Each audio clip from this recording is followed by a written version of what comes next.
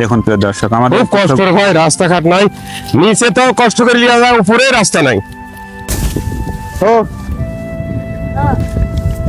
আল্লাহ আল্লাহ। এই ধান মাঠ থেকে পরিবহন করা অনেক কষ্ট। কষ্ট ভাই, অনেক কষ্ট। দেখতে পাচ্ছেন কত কষ্ট করে। কষ্ট আমার এই রাস্তাটা ভাই রে, একটু যে সরকার উপরে রাস্তাটা করে দিলেনি তাহলে ভালো হতো। বাংলাদেশ একটি কৃষি নির্ভর দেশ হলেও অধিকাংশ কৃষকের মাঠে এখনো যাতায়াতের পর্যাপ্ত সুবিধা নেই। কৃষকরা প্রতিনিয়ত কঠিন সংগ্রামের মধ্য দিয়ে মাঠে ফসল উৎপাদন করে আসছেন। প্রয়োজনীয় যাতায়াত ব্যবস্থা না থাকায় সার, বীজ ও অন্যান্য কৃষি উপকরণ বহনে বাংলার কৃষকদের চরম ভোগান্তি পোহাতে হচ্ছে। এতে একদিকে উৎপাদন খরচ বাড়ছে, অন্যদিকে সময় মতো ফসল বাজারে নেওয়া সম্ভব হচ্ছে না। ফলে কৃষক তার ন্যায্য মূল্য থেকে বঞ্চিত হচ্ছেন।